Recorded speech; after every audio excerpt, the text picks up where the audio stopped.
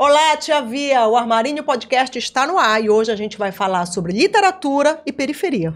A gente grava direto de Belém, Pará, Amazônia, Brasil. E para não perder nenhum episódio, segue a gente nas redes sociais, no Instagram, Twitter e assina o canal no YouTube, @armarinhopdc. Podemos contar com seu like?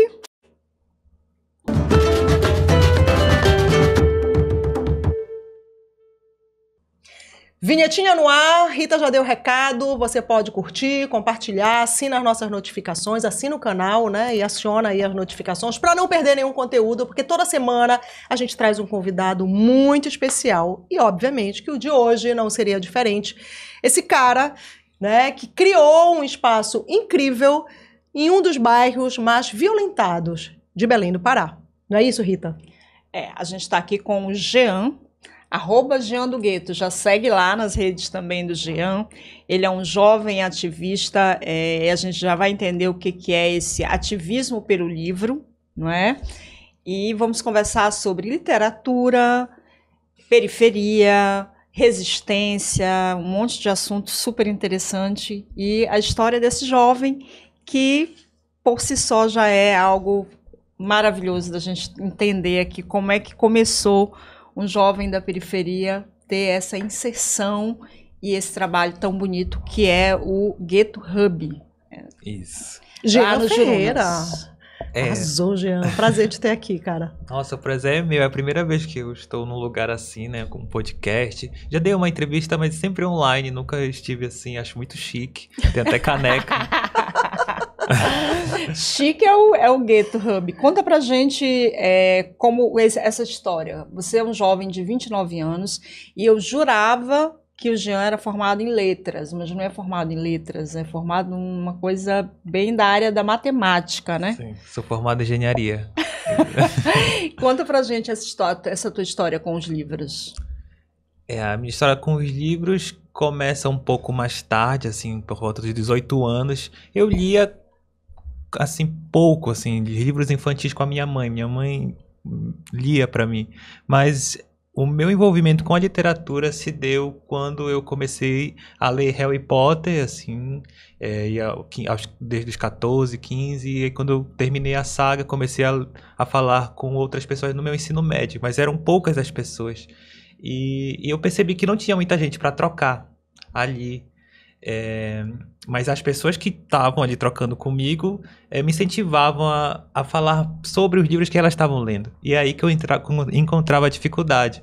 Não encontrava esses livros para vender tão barato, né? Nas livrarias era um preço absurdo, um preço que eu jamais pagaria na época, né? R$40, 50, era um preço absurdo. E foi quando eu conheci os sebos. E aí o meu envolvimento com a literatura, na verdade, ele se dá depois mesmo do meu envolvimento com os sebos. Eu achei fantástico existir um lugar com os livros com preço desde R$5, menos até, onde tu pode encontrar qualquer coisa mesmo, e acho que esse é o legal dos sebos também. E aí é uma longa história e trajetória de descoberta da literatura através desses livros, onde eu me tocava assim por horas mesmo. Faltava aula do ensino médio, faltava aula da faculdade dentro desses sebos, e até eu começar um projeto no meu próprio bairro, né? No meu bairro mesmo não tinha sebos. O teu, então, foi o primeiro sebo do Jurunas. A gente está falando do Jurunas, né? Esse bairro, eu comecei no início falando de as pessoas sempre dizem, é um bairro violento. Não, é um bairro violentado, sim, né, Jean? Sim. Que sempre ficou alheio de políticas públicas,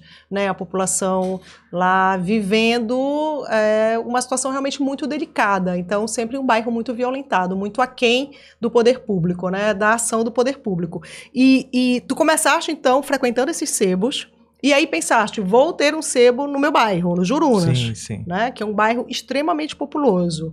E quanto tempo depois de abrir o sebo no Jurunas, tu pensaste, eu acho que a gente poderia ter um outro espaço?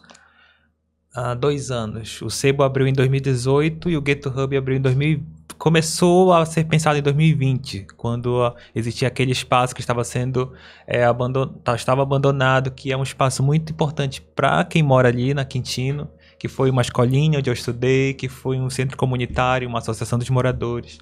Então é também um lugar de memória e até de resistência, né? Um lugar que sempre foi coletivo. E que com a ajuda do meu pai e o incentivo do meu irmão, a gente transformou aquilo numa biblioteca.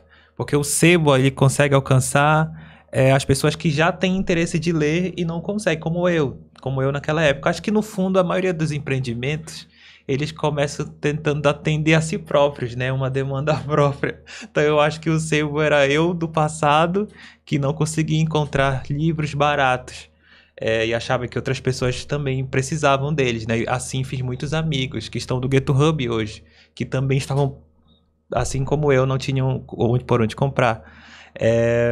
E aí o Gueto Hub, ele atende um outro público, um público que ainda não deu a chance ao livro, por uma série de questões, assim, tanto de exclusão social, né, de poder aquisitivo, e também porque na periferia e na Amazônia inteira a gente tem uma tradição mais oral de contar histórias, e não tanto o livro, ele é um objeto estranho às vezes também. Então a biblioteca, né, o Gueto Hub nasce como biblioteca já pensando sobre a falta de espaços como esse.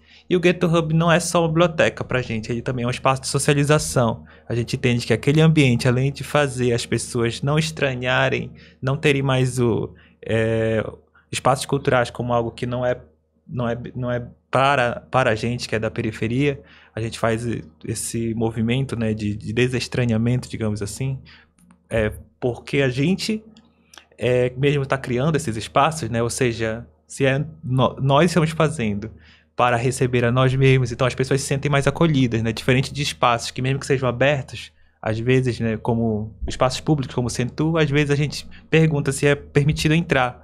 Então, o Gueto Hub é um espaço de socialização, também aberto a todos, e acho que isso também foi a grande diferencial ali.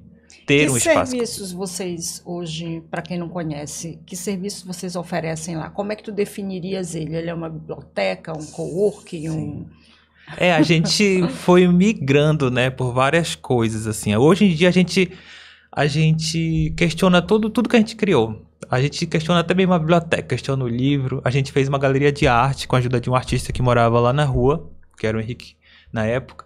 E a gente fez uma experiência de galeria de arte formal, com parede, com exposições. A gente abriu chamadas para artistas da periferia, né, do bairro do D'Água, que são os 6 bairros do Distrito d'Água, e fizemos exposições, mas hoje em dia a gente repensa sobre o que é um museu, o que é a arte, o que é uma exposição. Os espaços institucionais da arte, né? Exatamente, né? Acho que coloca as coisas numa caixinha, e na periferia nunca houve caixinha, né? A arte sempre esteve na rua, o teatro esteve na rua, seja nos Pássaros Ninos, nas quadrilhas, no samba. Nunca esteve fechado como é no modo europeu, né? Que é de quem a gente herda esse conceito. Então, mas a gente, ao mesmo tempo, entende que a periferia nunca experimentou. Algumas, né, no caso. Então, a gente faz esse formato convencional, mas já questionando com uma semente da destruição, assim. Talvez não seja... talvez não seja assim depois, sabe? Talvez a nossa biblioteca seja outra. Seja uma senhora que vai lá todo dia contar uma história, e aí os livros comecem a virar apenas registros, e não mais a forma das pessoas aprenderem. Então, é nesse sentido que a gente fica questionando até onde a gente está colonizando a nós mesmos, entende? Ou reproduzindo modelos colonizadores. Ou reproduzindo. Mas ao passo que a gente vai entendendo, a gente vai mudando. Só que se a gente percebe que essa é a forma das pessoas se tornarem um pouco mais... se tornar o mundo mais justo, né, com acesso para todo mundo, então a gente mantém da forma que está. Como é que... eu tô curiosa para teu lado empreendedor. Porque tu tens hoje 29 anos. O sebo começou, tu tinhas quantos anos? Não sei. O sebo do Gueto mesmo nasceu em 2018, então não sei. Mas antes, assim, como é que começou 24 a ideia anos, 23, 24 anos. Empreender na periferia de Belém? Sim. Já tinha empreendedores na tua família? Eu vou pegar uma carona com essa pergunta da Rita, porque, assim, parece que empreender é uma coisa muito distante da periferia, né? Quando, na verdade, o que mais faz a periferia é empreender. Mas eu te pergunto se tinha alguém na tua família um tio, o pai, o teu irmão, a tua mãe, que já eram leitores vorazes, assim, que já eram pessoas que consumiam leitura, né? Para que tivesse esse despertar, e aí eu preciso abrir um espaço, vou abrir um sebo, porque eu quero que as pessoas tenham essa mesma experiência. Como era isso na tua família até chegar a essa ideia? Na minha família não era tão comum assim. Era até mesmo o livro era uma coisa muito rara. Acho que na periferia em geral o livro é muito celebrado. Acho que o Ghetto Hub foi muito bem recebido como biblioteca também por causa disso. As pessoas, nossa, quantos livros! As pessoas estão acostumadas a ter muito livro didático. E elas inclusive querem se livrar desse livro. E às vezes isso torna o livro um tanto desagradável, porque as pessoas conhecem esse tipo de livro, formal e didático, não o da leitura e do prazer da leitura. Mas na minha casa talvez tenha mais experiências de empreendedorismo do que da leitura. Assim, a minha mãe, ela sempre fez bijuterias, né? Ela fazia colares. Hoje ela confecciona bolsas. E o meu pai sempre foi também pedreiro por conta própria, né? Então... Mais do que pedreiro, né? Porque ele era um grande mestre de obras. Vamos falar dele daqui a pouquinho também, né? Então, quer dizer, juntou a tua paixão pela leitura com o espírito empreendedor da tua mãe e do teu pai, e aí nasceu o Gueto. Nasceu o Gueto. Eu acho que a minha proximidade com a leitura se deu com esses amigos, né, que gostavam de ler, e esses amigos eu só fiz talvez porque eu estudava muito. Então a minha galera era um pouco nerd naquela época também, né? Eu acho que além de Harry Potter, o que mais vocês liam nessa época? Nessa época lia muita fantasia, então era o Júlio Verne, né? Aqueles livros lá do Volta ao Mundo em 80 Dias. Lemos todos.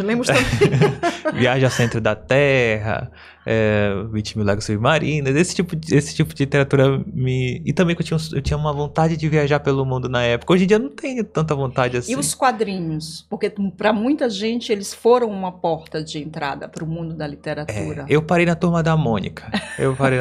Mas tu fez me lembrar de uma coisa. Realmente, na Turma da Mônica, minha mãe realmente me incentivava, ela comprava assim pra mim, mas eu tinha esquecido disso. E me lembrei também de outra coisa, nossa, isso eu não tinha essas memórias. O governo federal fez um programa há muito tempo atrás que era Literatura em Minha Casa, que ele dava 5 livros pequenos, que eram de novela, conto, literatura, poesia, e eu lembro que eu nunca tinha visto um livro que não era o didático. Isso eu tinha o quê? Uns 7 anos, eu acho. Era a primeira série, né? Primeira série a gente tem uns 7 anos. Era de primeira, segunda, terceira... Se tu não lembra, a gente muito menos, eu não preciso te dizer. Mas eu acho que por aí mesmo. E eu lembro de ter decorado muitas daquelas histórias. Eu lembro que eu lia cantando elas, inclusive, às vezes. E que são poesias, né? Olavo Bilac. E eu acho que eu só decorei aquilo porque eu fiquei muito impressionado pelo fato de ter um livro. Então, acho que o livro também é capaz de fazer isso, né? Hoje em dia, a gente pode falar isso depois, né? Do Bookcoin, que eu acho vamos falar do acho que é Bookcoin, diferente a pessoa... Tudo hoje. A gente só vai sair daqui depois de falar tudo. Emprestar um livro é a pessoa ter seu próprio livro. Sim, eu acho que ter a sua própria biblioteca, né? Ter a sua própria biblioteca. Jean, alguém que é apaixonado por livro, a gente fica imaginando alguém jovem, porque tu és um homem jovem, tens 29 anos, já és um nativo digital, né? Sim. Assim, tem toda uma concorrência com a internet, vamos falar sobre isso também. Mas assim, seria um caminho natural fazer vestibular e optar por letras. Não é isso, Rita? Assim, meio que, eu gosto disso. Foi a primeira coisa que eu imaginei, ele deve ser formado em letras. Mas aí tu escolheste outra profissão, foste, né, para as áreas exatas. Foste também a primeira pessoa na tua família a cursar um nível superior. Conta pra gente por que essa escolha e como foi acessar a universidade sendo o primeiro da família. Hoje talvez eu faria letras. Tem tempo ainda. Ainda há tempo. Mas na época eu acho que era a oportunidade que eu via, assim, era o meu horizonte, era de que engenharia dava dinheiro. Não sei quem pregou isso na época. Hoje em dia eu tenho outra percepção. Acho que no que você se dedica, você é capaz de fazer dinheiro naquilo, né? Capaz de se remunerar. e se realizar ao mesmo tempo. Mas naquela época eu tava pensando mais sobre isso. Eu acho que a minha família fez muitas apostas em mim. O meu irmão queria muito ser músico. Então eu era realmente a aposta da minha mãe. Minha mãe tentou assim. Ele é um músico, né? Hoje, né? Mas ele também nunca conseguiu se remunerar. E a minha mãe ficava botando pressão também em mim. Acho que ela, apesar de tudo, fez o certo, né? Acho que consegui também dar um bom retorno por conta disso. Mas acho que eram outros tempos, mas fiz motivado por isso, assim. E não me arrependo tanto. Hoje em dia consigo me remunerar com esse outro trabalho, né? A gente estava falando antes de começar aqui que talvez para quem é classe média, que já tenha pai e mãe que passaram pela universidade e que não tem essa pressão de ser o primeiro, talvez não compreenda muito. Mas para a gente que foi o primeiro da família numa instituição de ensino superior, tem isso de que a entrada no curso superior vai abrir as portas para essa ascensão social. Então, a gente pensa não só na realização nossa profissional, não só na nossa sobrevivência como indivíduo, mas também melhorar as condições de vida de toda a família. Não tem um pouco essa pressão? A escolha passou por aí também? Com certeza passou por aí. Acho que na universidade pública mesmo já foi difícil concluir, porque eu escolhi não, né? Eu passei numa universidade rural, onde eu pegava 2 ônibus e não tinha que esperar um lá dentro. Tinha um RU também lá, mas era um RU que demorava muito tempo também. Às vezes não tinha comida para todo mundo, então às vezes eu não tinha dinheiro para ir para lá também. Eu tinha que escolher os dias que eu ia para aula também. Reprovava. Quando não ia para aula, ia para o sebo. Né? De repente, né? Chego mais rápido no sebo. Consigo chegar no sebo. E o pior é que o ônibus passava na frente desse sebo, o ônibus que vai pra minha casa. Que tentação, hein? Não era esse o problema. O problema era as pessoas que me caguetavam, assim, e falava assim, lá no viviam sebo. lá no sebo. E teve um tempo que esse sebo ele ia falir. É o sebo da 16 de novembro. Falei não, né? Hoje em dia eu sei que era tudo blefe do seu Davi. Mas ele falou que ia fechar. Eu falei, meu Deus, isso não pode acontecer. Como é que eu vou fazer? Era pra ler os livros, ele deixava eu ler e emprestar tudo. E eu falei que eu ficava pra ele lá, porque ele disse que ia fechar e ia conseguir um trabalho. Eu falei, olha, se o senhor pode ir pro seu trabalho, eu fico aqui vendendo pro senhor. E eu vendia tudo a preço de banana, os livros. Ele não sabia, porque ele tinha tanto livro que ele não sabia. E nessa época ainda vendia muito enciclopédia, a Barça? Vendia, nessa época. As pessoas ainda compravam. E descobri que tem uma galera da arquitetura que compra também pra decorar. Eu descobri isso também. É verdade? Olha, eu desconhecia livro isso. Como decoração. Como decoração. Tudo bem, deixa que ele fale. Olha, a Adelaide falou que a gente lia o Júlio Verne, mas da nossa geração era aquela coleção Vagalume. Os Caravelho do Diabo. E tinha uma coleção que eu amava. Né? Tinha o Xisto, né? Tinha uma coleção que eu adorava. Não sei se você chegou a ter contato com ela. Chamava Gênero Enrola e Desenrola. Que era uma história que tinha 8 finais. Então a gente começava a ler uma página e ele dizia: se você e seus amigos estão passando por uma rua, tem uma casa abandonada. Se você resolver entrar, vá para a página 8. Se você não quiser entrar, vá para a página 12. Então era um livro que já era interativo. Que moderno isso, era muito moderno nos anos 80. Eu era criança e era apaixonante. Então, depois múltiplas escolhas de finais e tudo mais. Vários. Bacana, então tinha um livro assim que podia ter 40 finais. Dependendo da ordem que você lia as páginas. Chamava Gênero Enrola e Desenrola. Pesquisem no Google. Tá vendo? Rita por aí. Soares é cultura. Jean, e como ser um leitor, né? Ter carinho e entender o que está ali naquela pilha de livros e ao mesmo tempo estimular outros jovens quando a gente tem isso aqui. Né? Isso aqui... Que divide a atenção, né? Que né, tem 1000 redes sociais, 1000 distrações possíveis, uma escola que não consegue muitas vezes seduzir a criança para a leitura, né? O meu filho, por exemplo, estudou numa escola que é famosa em Belém, que é uma escola particular, uma das mais famosas e mais caras da cidade, e eles tinham durante muito tempo uma atividade que era a Semana Literária. Então, eles liam uma obra, um autor, e depois eles levavam tudo isso para o palco. Tinha toda uma semana dessa atividade. Isso se esgotou. Isso não se esgotou. A atividade não se esgotou, mas a escola, há pouco tempo, eu soube, ele já saiu dessa escola há um tempo, decidiu não ter mais essa semana literária, que é uma das coisas mais legais da escola, né? Porque o mundo é outro, de fato. Mas, assim, como o livro disputa a atenção de um jovem, de uma criança e de um jovem, quando a gente tem a internet aí com todas as tentações possíveis. A gente está disputando o tempo todo com o tempo das pessoas, né? E principalmente dos jovens. E eu que já fui jovem, né? Fui adolescente, sei o quanto a insegurança toma muito do nosso tempo, né? Acho que toma metade do nosso tempo. E a gente poderia estar fazendo alguma coisa, a gente está só pensando no que poderia estar fazendo. Só refletindo sobre a vida. Então, acho que fora essas crises existenciais que acabam se tornando procrastinação, né, na internet também, existe esse problema. Acho que é também um desafio para o universo editorial também. Não tiro a culpa do universo editorial de se reinventar, de fazer, enfim, de inovar mesmo, né? Tanto na literatura, acho que ter mais representatividade na literatura, né? E nos formatos também, né? Como a Rita falou, né? Dos quadrinhos, né? E das formas que eles vão chegando para as pessoas. Não só mais como escrita, mas como também imagem, né? Expressões e arte.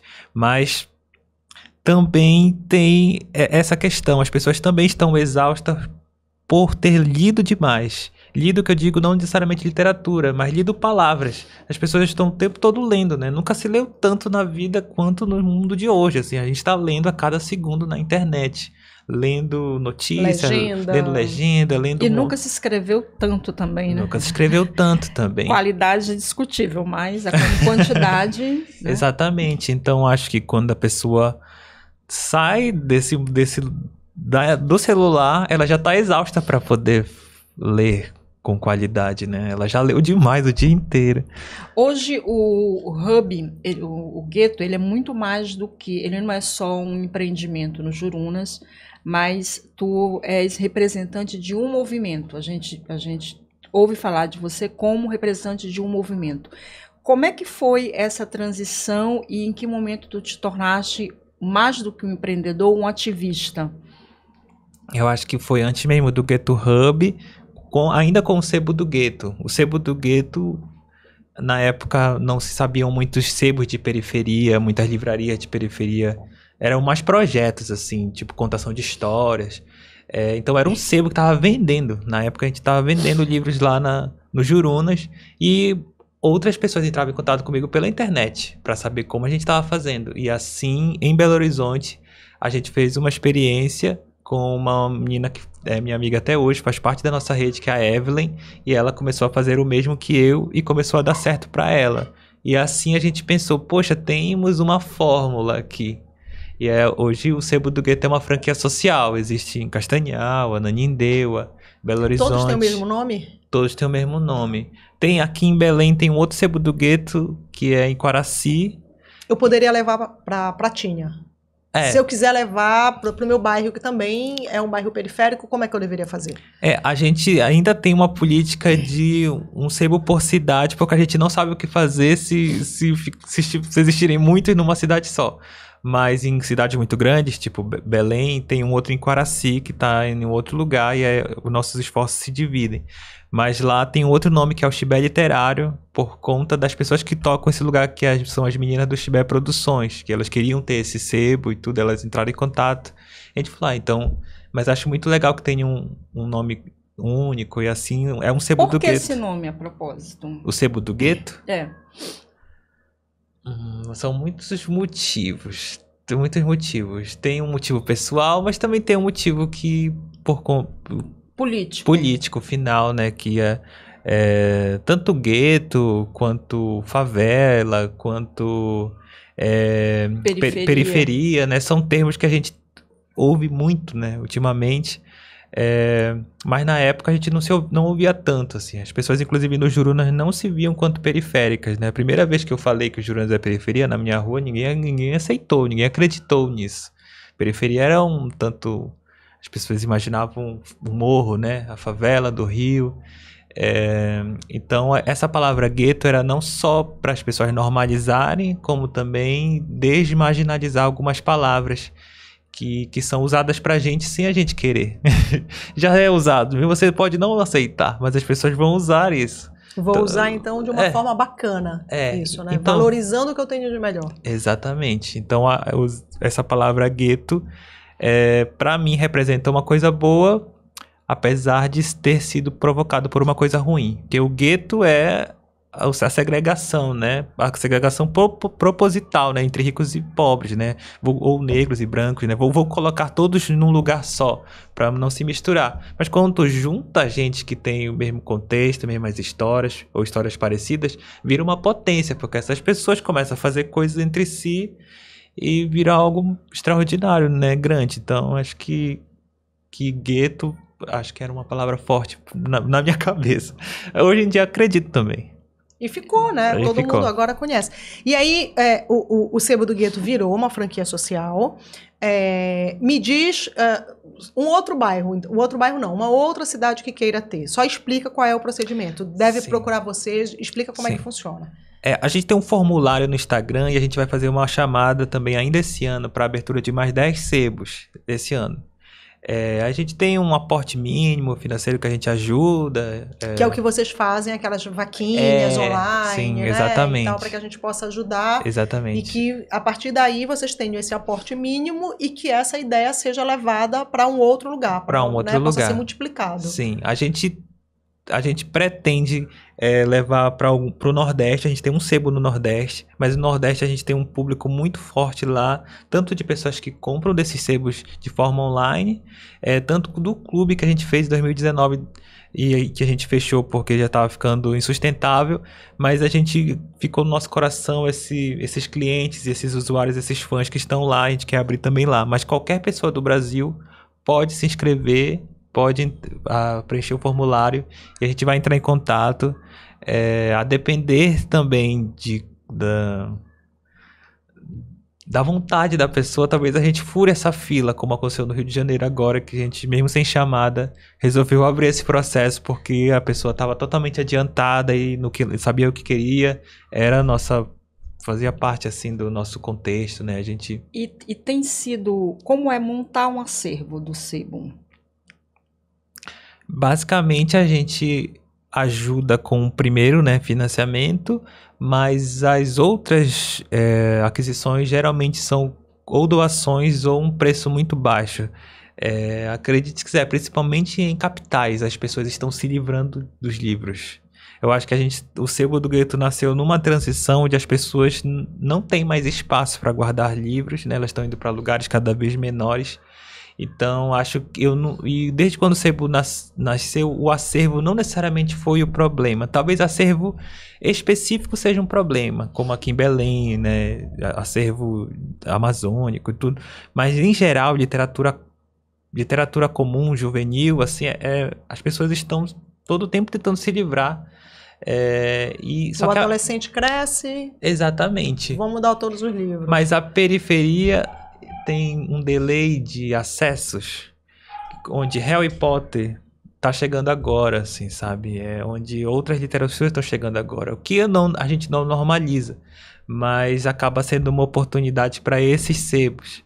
Aquele jovem que viu um adolescente lá atrás se surpreender com o livro que foi lançado há 2 anos atrás, se surpreende de ver aquele livro na sua rua à venda. E a classe média hoje está trocando os livros de papel pelos livros eletrônicos, né? Sim, Kindle. Sim. Isso pode ameaçar a sobrevivência dos sebos. Isso é um outro debate, assim, é um longo debate, inclusive não é só entre nós, assim, é um debate mundial. Eu falei que eu tinha participado de um virtual desse, né? Participei de um virtual desse, que foi com o dono da Fox, quando ainda existia, né? E um editor, que era o Otton, da UFPA, da EDUFPA, né? E a gente discutimos sobre isso, não chegamos num consenso, assim. E qual é a tua opinião sobre isso? O sebo tá com os dias contados? Acho que até lá, deve ter uns 10 anos, a gente pode estar numa outra fase, assim, né? A gente pode repensar, talvez, os produtos, né, dos sebos do gueto. Mas eu, particularmente, acho que não vai acabar, porque na Europa se fez muito essa discussão há um tempo atrás.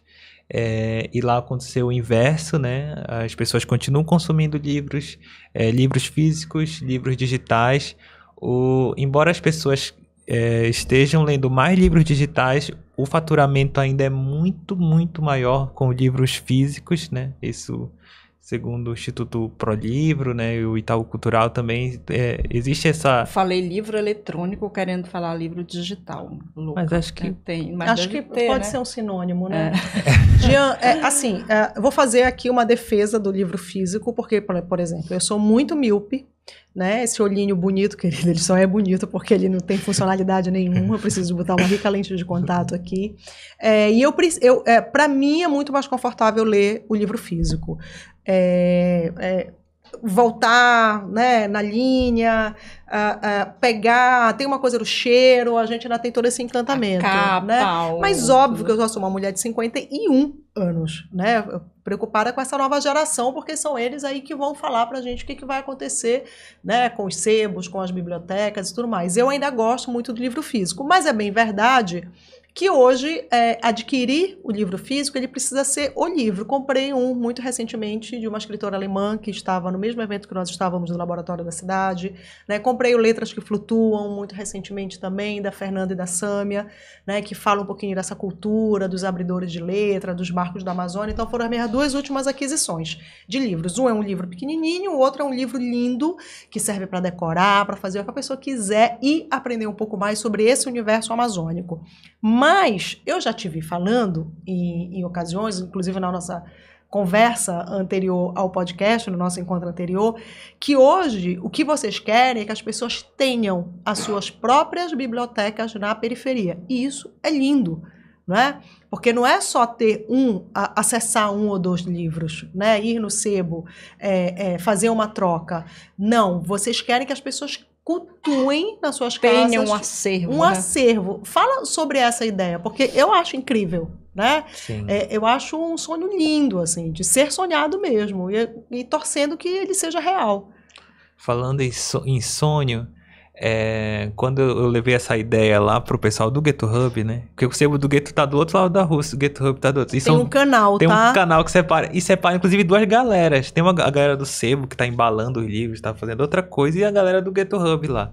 E aí quando eu levei essa ideia pro Gueto Hub lá, eu tive que contar uma história pra poder argumentar, né? Essa história vem da minha infância também, quando eu fui...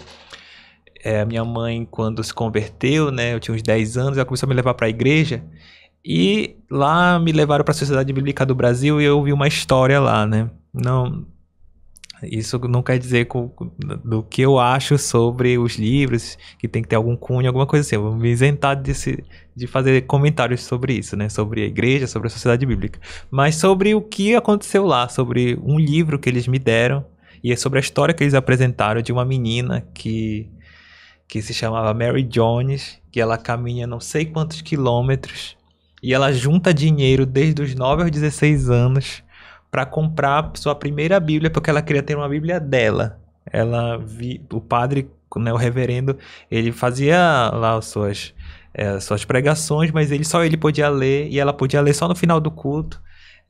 E ela queria ter a sua própria Bíblia, então ela junta dos 9 aos 16 metade do dinheiro. Aí o pai vende alguma coisa do rebanho, consegue outra metade, dá pra ela, e ela fica famosa na cidade porque ela junta dinheiro a vida toda pra comprar uma Bíblia. O livro era muito caro, a Bíblia também era muito cara, e no país de Gales.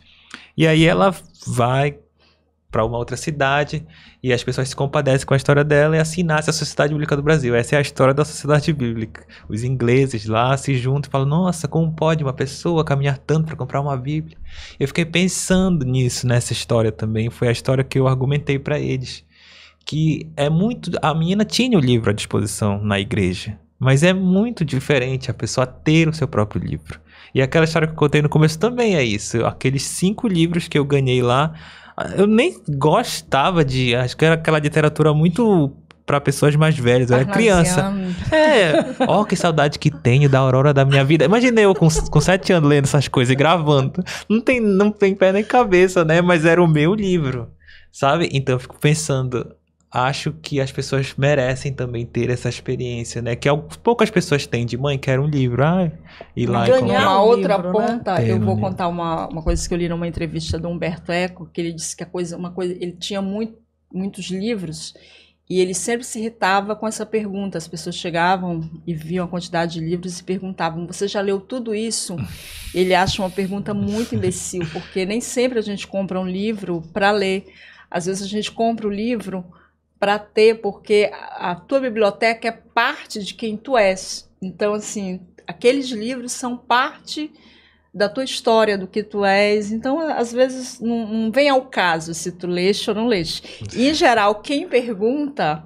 Todos esses livros você já leu, é porque não leu nada, né? Não gosta nenhum, de ler e tal. Então, tem isso. Realmente, o livro é uma história de amor com ele. Tem esse apego. Foi por isso que tu criaste a ideia da Bookcoin? É assim que chama a moeda? É isso. Fala o que é essa moeda. Essa moeda é o projeto mais recente de vocês. O Bookcoin, tu até provocou a gente, né? Por que tem esse nome em inglês? É porque ele nasceu em 2019 e eu tinha outra cabeça. Por isso que tem hub, tem coin. Mas é bacana porque vai subvertendo um pouquinho o paradigma, né? O Bookcoin que está dentro de uma livraria no bairro do Juruna, na Amazônia. Né? O gueto, mas é esse gueto aqui cortado pelo canal aqui, né? É uma boa provocação. É uma boa provocação. O Bookcoin nasceu em 2019 no Clube do Gueto, que era um clube que os sebos do gueto, na época, eram mais sebos, inclusive. Eles se juntaram para escoar esses livros. A gente estava recebendo muitas doações na época e a gente queria doar. Só que a gente não tinha logística para enviar esses livros. E como é que as pessoas faziam para ganhar? Existia um site, um clube, onde as pessoas interagiam, falavam sobre livros, sabe? Falavam sobre o que estava lendo ou sobre o que não estavam lendo. Tipo, olha, nunca li. Como eu faço aqui? Lê isso. Tudo que elas faziam, até essa pergunta... Se recebia uma resposta, ganhava Bookcoin. Se ela perguntava uma coisa, ganhava Bookcoin. Elas iam acumulando. Aí no final, assim, uns 2 dias, ela conseguia o valor de um livro, assim, em Bookcoins. E elas trocavam na lojinha, que era tudo virtual, tudo em WordPress, assim. Daí eu dei um jeito de fazer em WordPress. E aí funcionou. A gente ficou mais de 1 ano trabalhando nesse site, tudo de graça. E tinha voluntários que ajudavam a gente. Era um lugar bem legal. Só que a gente já tinha quase 2.000 usuários. E tinha quase 20 livros por dia sendo pedidos. A gente não tinha mais condições. Infelizmente. Porque a estrutura de vocês é pequena. Era né, pequena, e na época a gente não sabia nada sobre investimento, nada sobre isso. Bem amadores mesmo. E aí deixamos isso assim, vamos botar em stand-by aqui, essa ideia do Clube do Gueto. E logo depois veio a história do Gueto Hub. E aí, pensando em qual a novidade a gente vai trazer para esse ano, que todo ano a gente traz uma novidade. Ano passado foi o Quintal da Barista, né? Um ano do Gueto. Nesses 2 anos do Gueto, eu pensei, vamos repaginar essa ideia do Bookcoin, só que pro presencial. A gente estava tirando do virtual. A gente está fazendo um movimento contrário, né? É uma moeda virtual presencial. Assim, será? Eu ganho como? Se eu for tomar um café, se eu participar de alguma atividade do gueto, e qualquer pessoa. Não moro no Jurunas, moro na Pratinha. Rita mora no Marizal. Mora no Marizal. Paga o IPTU mais caro aqui dessa mesa, inclusive, que mora no Marizal. Qualquer pessoa pode ir ao gueto e começar a acumular lá no seu cofrinho as suas moedas, o seu Bookcoin? Elas são cédulas de verdade, né? A gente tá realmente tornando ela pro real. Tá. E aí é o café, rodas de conversa, é o cinema, todas as atividades do gueto vão ser gamificadas e vão gerar essas moedas que vão valer os livros que vão ficar lá disponíveis, as pessoas podem trocar. Por enquanto, como é promocional, uma atividade você já pode levar um livro. Tem livros a 2 bookcoins lá, que é a cédula mínima de 2 bookcoins. Então elas vão levar. Depois a gente talvez dificulte, crie mais jogos, assim. Se os livros ficarem escassos, mas a gente tem bastante livro, acho que a gente vai conseguir. E estimular que as pessoas levem para casa e fiquem. Estimular, exatamente, né? A ideia é essa. Agora, vamos falar um pouquinho de Amazônia? Vamos. Pode ser. Tu participaste da COP27. Sim. Conta pra gente como foi essa experiência. Acho que é uma ruptura de assunto, assim como foi pra mim também. Chegar, as pessoas me perguntam. Eu dei um corte, né? Eu mudei 100%. 100%, porque foi assim mesmo, foi 100%.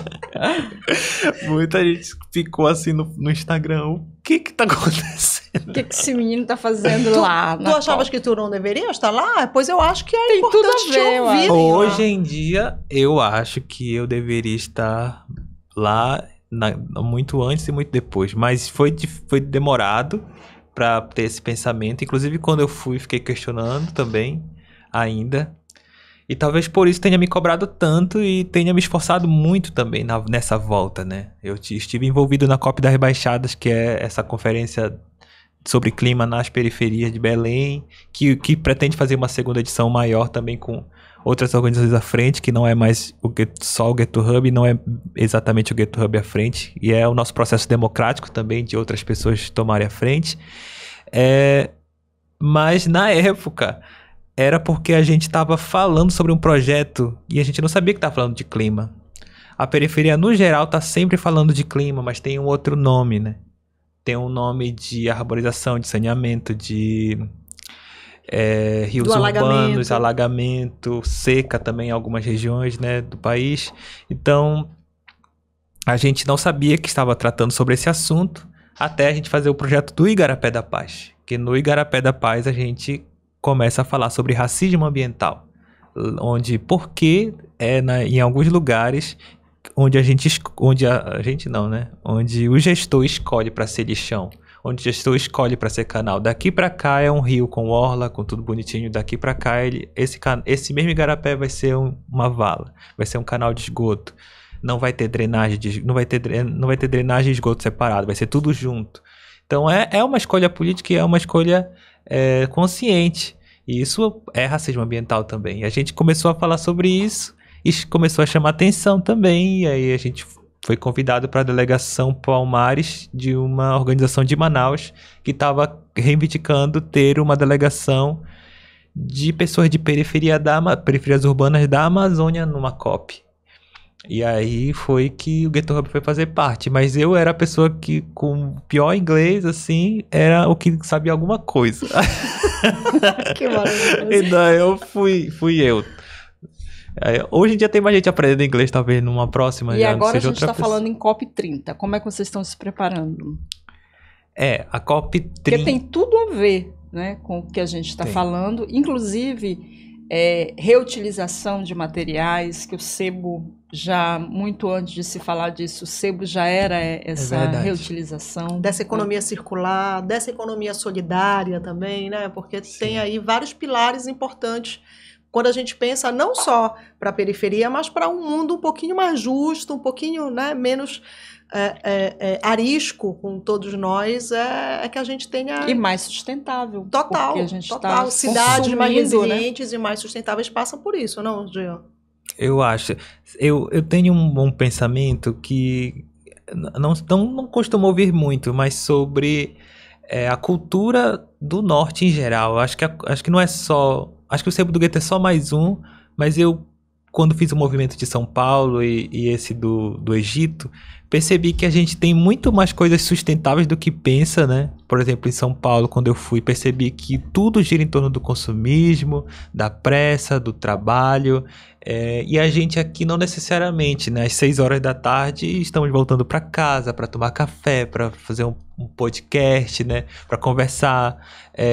E em São Paulo tudo gira em torno do trabalho, né? Até para você ir num bar é um happy hour, é tudo trabalho.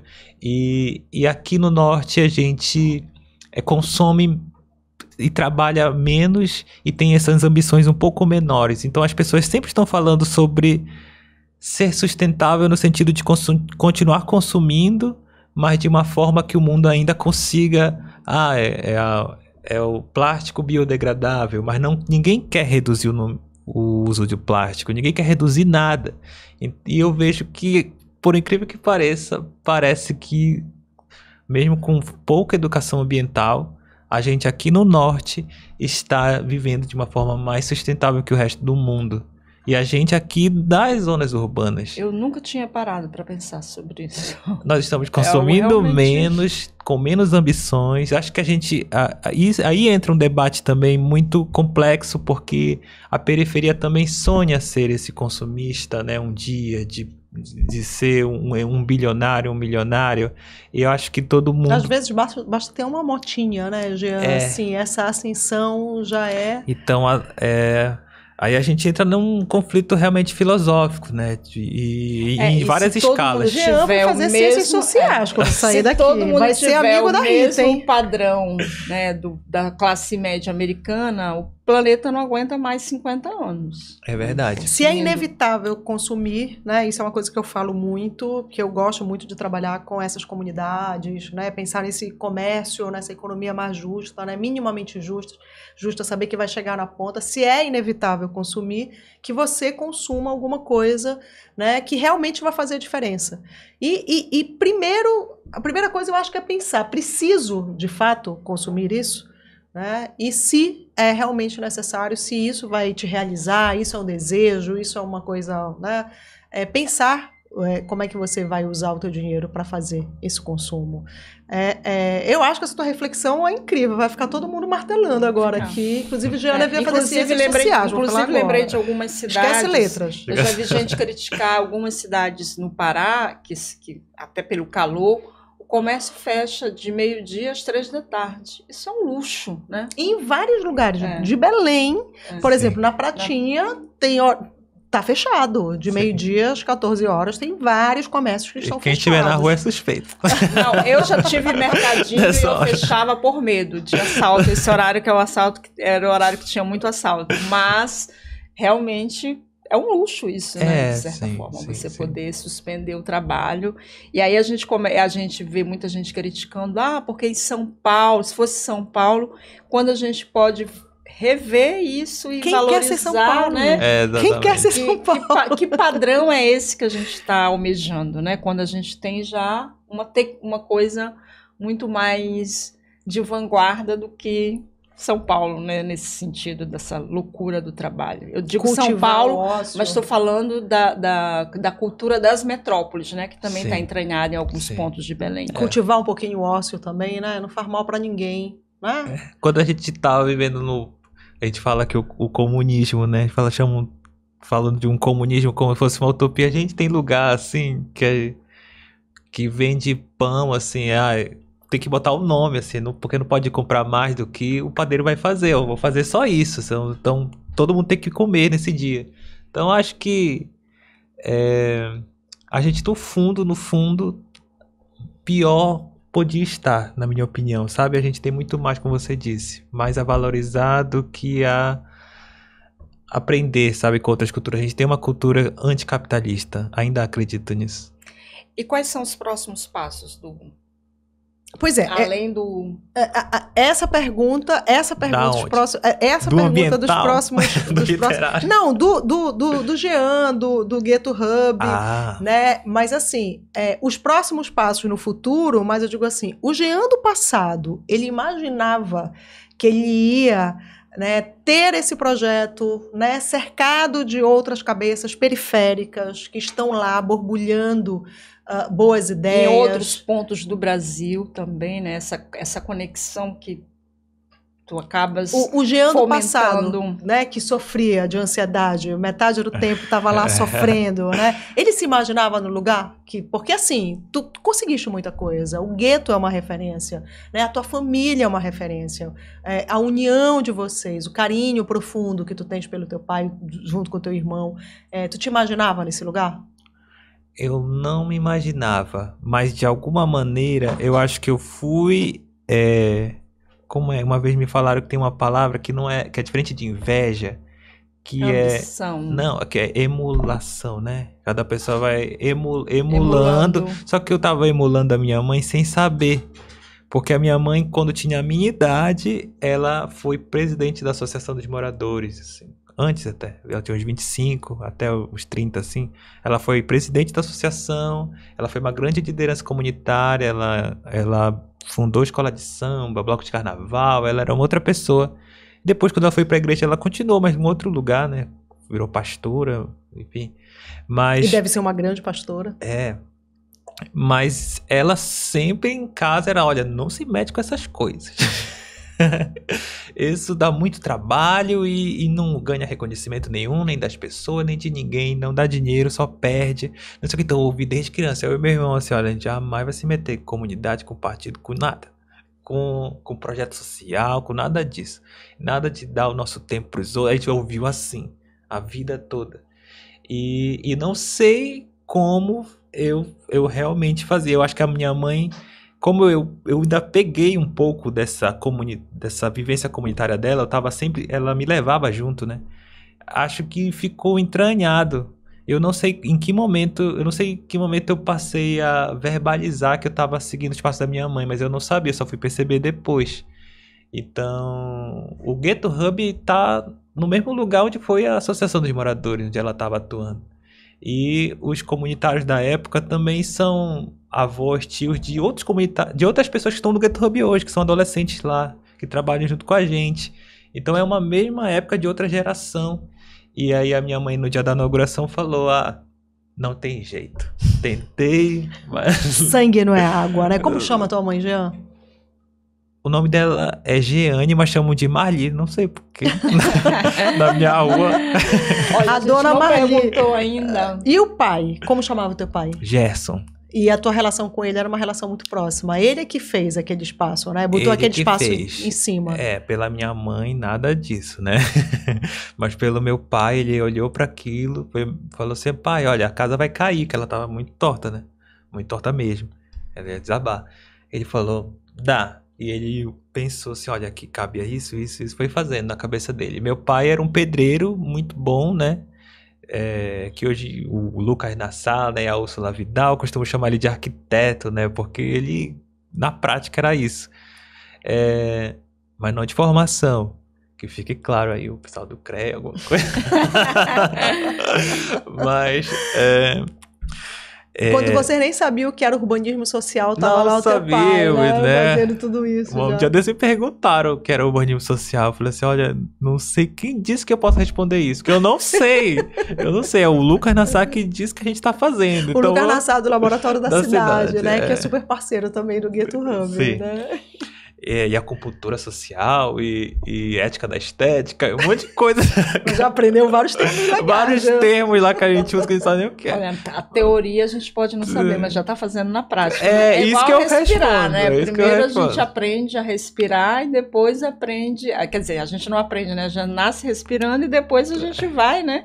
Entendendo como funciona o processo. Depois a gente descobre que era o gás carbônico, que é o oxigênio. Exatamente. Vamos fazer aquelas perguntinhas? Vamos, Jean.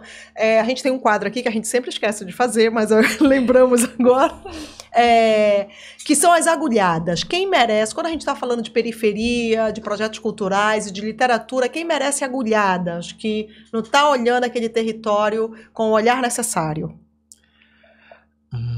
Nossa, que polêmico, hein?